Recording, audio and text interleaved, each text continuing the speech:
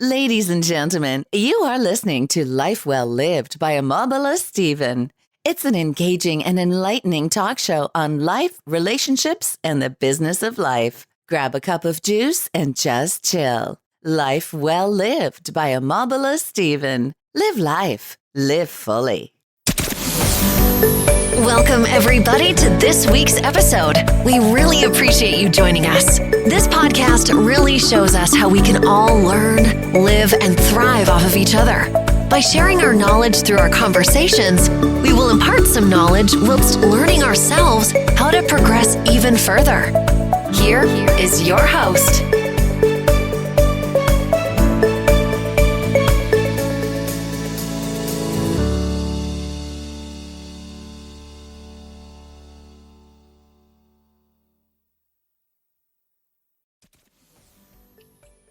This is the host of Library by Omobola Stephen. My name is Omobola Stephen.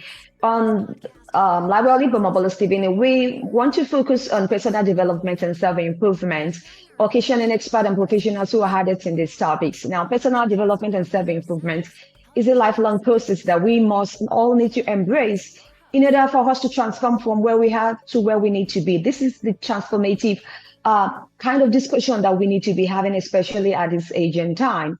Today, I have Paul Zolman, who is a love language linguist and also an author on Library by Omobola Stephen. Hi, Paul. Welcome to the show. Hi, Omobola. So glad to be here. Thank you for the invitation. Thanks for joining me. We'll be talking about love language. And now I know that you're an expert in this regard, and I'm looking forward to a great time. Paul, what qualifies you to speak on love? There's a lot of things that can qualify anybody to speak about love, but the true author of love is God himself. He's the one that created it. And the qualifications I have is that I have tried to learn a lot about love only through adversity in my life. I've had clouds in my life, and we know that the clouds make the very best sunrises, the very best sunsets. And these clouds kind of have a silver lining to me right now. I was raised in a family of abuse, but from that, I was able to see what I did not want in my family first, to finally see what I do want in my family. And from that contrast, was able to develop something that actually worked for me. From that childhood of abuse, I had a lot of pent-up anger, a lot of anger that was a residual from the abuse as a child and even into adulthood for a long time. And I found myself saying that I don't want to be angry. And it was kind of a double negative there. And double negatives in relationships, unlike in math, don't make a positive. They don't. If you multiply two negatives in math, it becomes a positive number. It doesn't work like that in a relationship. And I found that out, unfortunately, through many things, through a failed marriage, for one, and then through people that would try to help me understand more about relationships, and I wasn't having any of it. One of such person was my sister-in-law. I was dating after that first failed marriage. I was dating and took this woman for my big brother approval. I'm number 10 of 11 children. So I took this woman up to my big brother's house, and first thing that happened is my sister-in-law pulled her aside and said, the only emotion that the Zolman family learned growing up was anger. At first I said, denied it. And then it made me mad. And I thought, if it's still making me mad, we still have the anger, it's still the perception of the family. I thought, I have an opportunity here. Right there and then, I decided I'm not going to let that be something that's passed on to my children or to the next generation. I have an opportunity to change this right now, and I believe it was generational. My father had the same issue. My grandfather possibly had the same issue, and who knows how far back it went, that it was passed on through the generations, not genetically, just passed on more generationally. And so I realized that I needed to do something about it. Started reading the color code and then the 5 love languages. And I really liked the principles of the 5 love languages because Dr. Chapman in that book said that the 5 love languages reconcile to the life of Jesus Christ. And we'll talk about that just in a minute, but I thought that's kind of what the direction I wanted to go. I'm Christian and I wanted to do that. And so I wanted to move in that direction to be a better person. I realized that anger is not on a very good side of the stick or side of the spectrum. I wanted to go to the other side of the spectrum. And so as I read the book, I really didn't get it. And just remember where I came from. I came from an abusive childhood. And so knowing what love is at that point in time wasn't in my wheelhouse. It wasn't something that I really realized or knew anything about. But Dr. Chapman says, well, if Omobola, if I guess what your love language is and I cater to that, then we're going to be buddies. I'm a bad guesser. That's really not going to happen. It's not going to work out for you or me that way. Second thing was Dr. Chapman says, well, if I take a personality or that test to find out what my primary love language is, then I thought, well, what am I supposed to do with that? I was single at the time, so I didn't have anybody to tell about that. But if I did tell somebody, I said, well, hello, Omobola. I'm gifts. What do you have for me today? That's my love language. Do you want to love me today? And it was just really kind of an awkward situation. Who's going to talk like that anyway? Who's going to say, what do you have for me today? I mean, it did not work for me. So I contacted Dr. Chapman and I said, are you licensing those icons? Because what my idea was that as a family, even as dysfunctional as we were as a family, I thought, well, maybe I can make it a game, make it fun. We liked games as a family growing up, and it brought our family together. Maybe that is something that would work with us.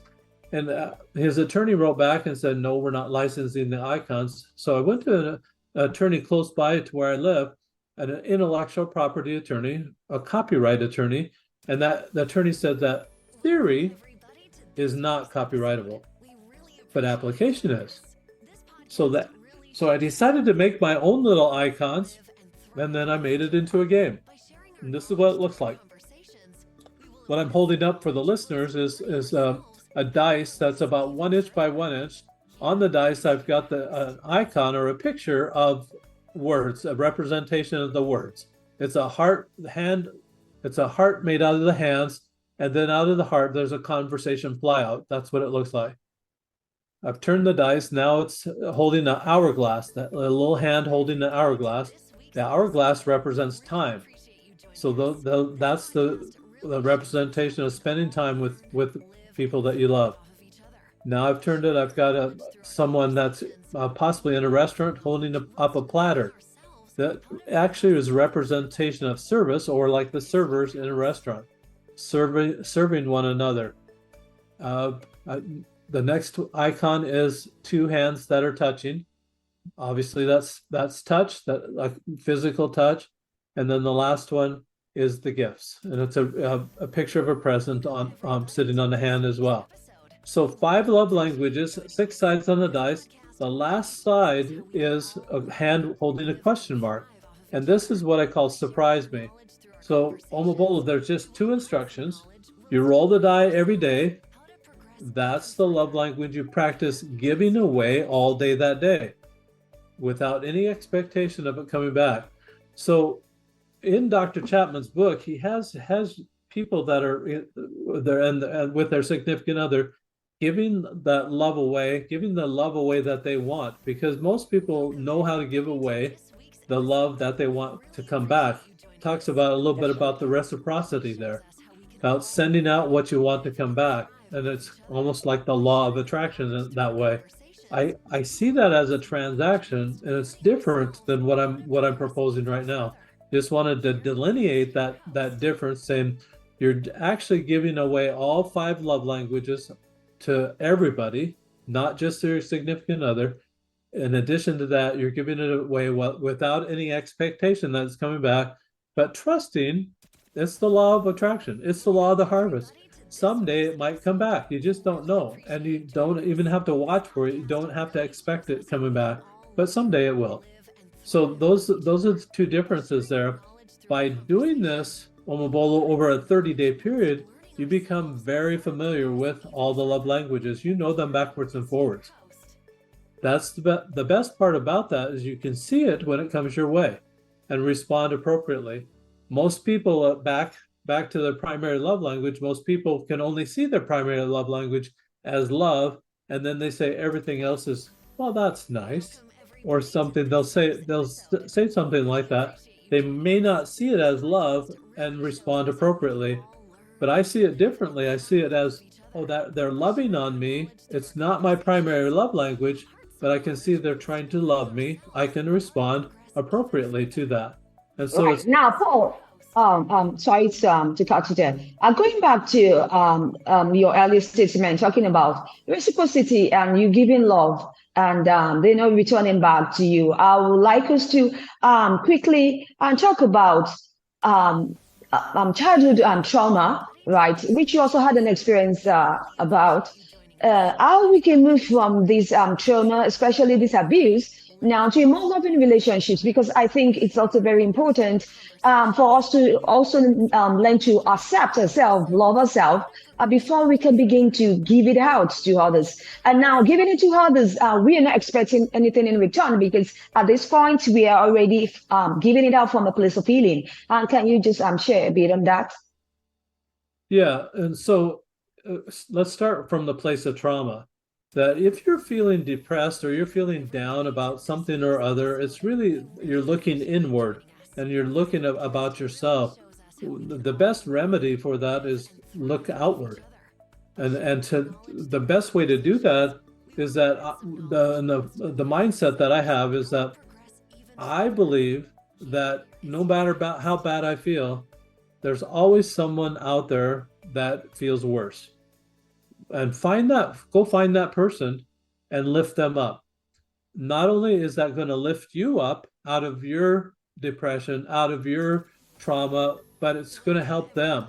If you help them, then they might pass that on and like pay it forward.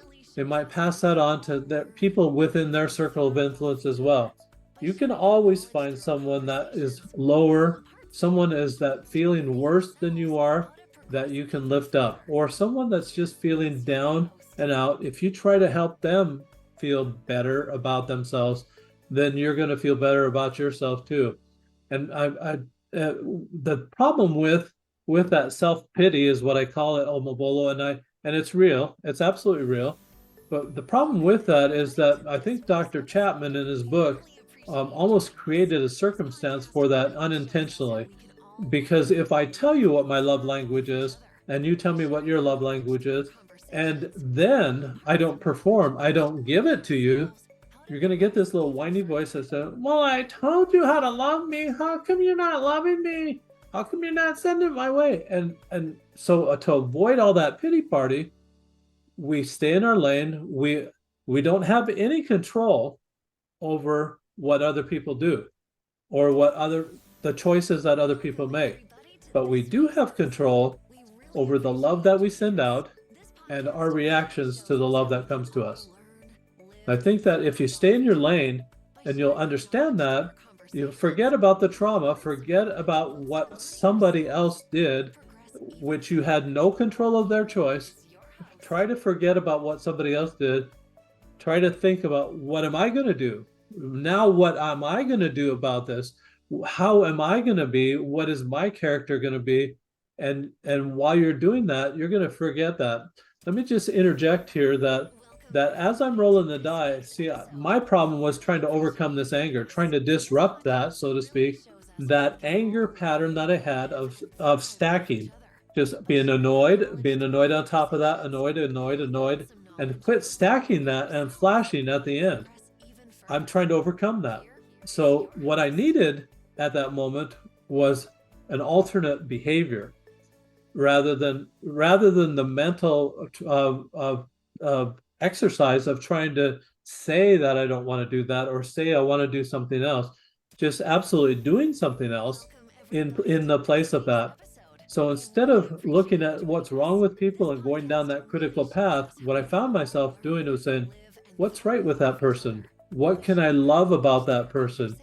And disrupting that negative approach to life to making it more positive, and actually magnifying with, like a magnifying glass, magnifying what's right about that person so that that will grow. If you focus on people's mistakes and their faults, those are going to grow. Who wants that? Who wants it to be bigger than, if you're complaining about it now, why would you focus on it to make it even bigger so that you complain later? Who wants that? I mean, just think about that. If you think about it, you would disrupt that thought process and do something different. So that loving thought process is what disrupted. I was so busy doing that, I didn't ever go back to the other behavior of stacking annoyances, because I realized I'm in my own lane. I'm doing what I'm doing. People will do different things. They'll make their different choices. It's not my job to monitor that. Absolutely. Now, for the five love languages, do I have to give all to my partner and still be able to receive same back? Now, we talk about that, still talking about reciprocity. But really, your system helps people to learn all the five love languages to give them away. What kind of transformation can a person expect from this? Because I emphasize transformation. You're giving love, all the love away, and then you're not receiving anything back in return as you've intended. What are the transformation that a person helps to get from this step? I think probably part of the myth, Omobola, is that if we give it away, we will lose it. We won't have any more to give. And I think that's really a myth. It really is, because I love the song from Rodgers and Hammerstein in The Sound of Music, where Rolf is singing to the young lady in the window, and part of the song says, "Love in the heart wasn't put there to stay. Love isn't love till it's given away." And I think that whatever those feelings are that we have in our heart, as we give it away, where we're rewarded is when people light up. When they light up, it's like bingo. You may have hit their primary love language. You take a mental note of that. That's what lit that person up. That's what you can wash, rinse, repeat, do it over and over again. And you get a reward for making someone else's day. You've made them happier. You've helped them have a better day. They'll contact their circle of influence and also pass on good things that way. If anger is just the opposite, anger is like spreading misery, and you send it out, it's going to come back full force and probably even greater back to you, and you're making their day miserable, and they're going to make the days of people around them a lot more miserable. Love's a better choice. And so I think that, to answer your question, I think that we really need to give it away to everyone. And that's a change here too of my philosophy, is that it's not just your significant other, because your significant other is not around you all day long. Most people don't have that. So it means you've got to go out and do things other places. So if you carry that love with you and do it to everybody, then you've kind of got this stability of character. If you do it only for your significant other, there'll be times that you'll forget, because you'll think, oh, I'm at work, I don't have to love. Or I'm at play, or I'm driving on the road, I don't have to love. And you're just maybe thinking those things, or subconsciously thinking, I'm not with my significant other, so I don't have to love. It seemed like a part-time job to me. I created this when I was single. I didn't have anybody else to talk to. I only could send it out to everybody. And so as an experiment, I did it to everybody. And it actually works out a lot better. It helps provide that stability for yourself, that stability of character, that you are a loving person all day long, always. Absolutely. I thank you, Paul Zolman, for that insight. Now, talking about mental health, what are the mental health professionals? What are they saying about this system project? Mental health professionals, That's right. The first reference in the book, or the first recommendation in the book, actually was from a mental health specialist. And that mental health person is somebody that I met with in March of last year. And I had the die at the time. I had the die all copyright and everything. And I showed the die, and he said that you really need to write a book about that. And it needs to be something along the love languages of Gary Chapman, but kind of an update. kind of an update of the philosophy, an update of make it more simplified. This is a very simple thing. 2 seconds to roll the die. That's what you practice all day. Just those 2 instructions makes it super simple to do. Most people may think that it's so simple that it won't work, but it does, because you'll notice on the die it's all pictures. Those pictures kind of burn into your mind. If I say the word elephant, you're not seeing the letters ELEPHNT. You're seeing the animal in your mind. The same with this. As you roll a die in the morning, you'll remember what you rolled in the morning. And I think mental health professionals like that idea that between your visits, they have to have something. The patients need to have something to do every single day to correct the mental health deficiency or the mental health issues that they're having. And this is exactly that. This is every day that you're doing something to help change your mindset to get to a different place. I like to compare it to a stick. I found this stick the other day. It has no bark on it. It's kind of like a walking stick. On one side, it's just very smooth and very nice. On the other side of the stick, it's got some points here, some places where there may have been twigs or something. But it's kind of what I call the naughty side of the stick. So it's a naughty and nice stick. And I'm sure Santa Claus has a stick just like that, Omobola, naughty and nice. That's how he determines who gets presents or not, right? So as I realized that anger is on that naughty side of the stick, I thought in my mind, what would be the opposite of that? And then I realized love's on the other end of the stick. So when you understand what the spectrum is, and this is all about mental health, and what the mental health professionals are seeing, is that when to have any progress in mental health, you've got to understand where you are on that spectrum. Are you on the naughty side of the spectrum? Are you on the nice side of the spectrum? Where are you? There's 3 choices. You can stay where you're at, and the way you stay where you're at is you blame other people for your problem. That way you don't have to change. You stay put right where you're at. Second choice is that you can go to the left, become more angry, or you can go to the right and become more loving. So once I realized where I was in that spectrum, and my sister-in-law, when I took that woman to my big brother's house, she really identified where our family was at on that stick. We had an angry culture. When you have an angry culture, part of that's angry words, angry humor, and unkind things that you say just in jest. And even if it's in jest, it's still biting. Everything bites when you've got that angry culture. On the other end of the spectrum are the love languages, and the loving words, and the kind humor, and the thoughtfulness. The kindness is all on that. So it's 2 different cultures, 2 absolutely different cultures. You got to find out where you're on the spectrum, is what mental health people are saying, and then move in the right direction, move toward where you want to be. I appreciate your thoughts once again, Paul Zolman. Do you have any projects or exciting news you'd like to share with my audience? I am working on an app.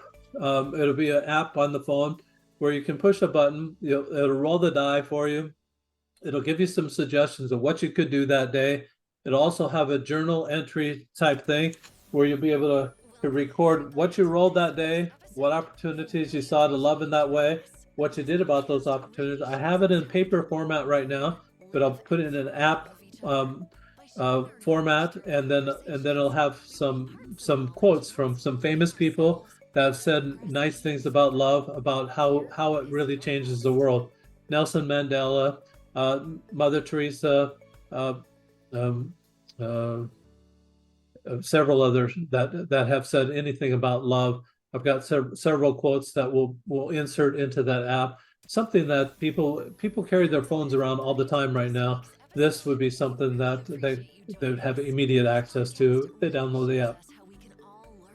So that's absolutely. I wish you great news you've got here, Paul. I wish you best of luck in the project and also in subsequent ones. Thank you very much. Paul, talking about love, that was a good one there. Do you have any parting words you'd like to share with the audience? I do. There's several nice words that we get from the Sanskrit dialect in northern India. We get nirvana from them. We get karma from them. But the word I want to talk about today that we get from them is called namaste.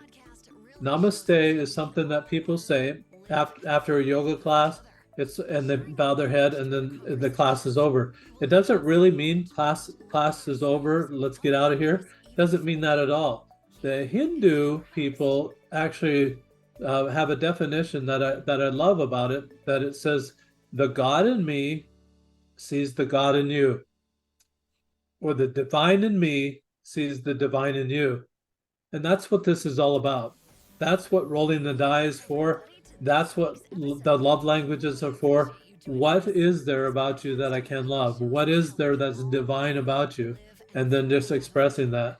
Some people can't even see it themselves. So when we express it to them, that is what lights them up. And that's what we're here to do.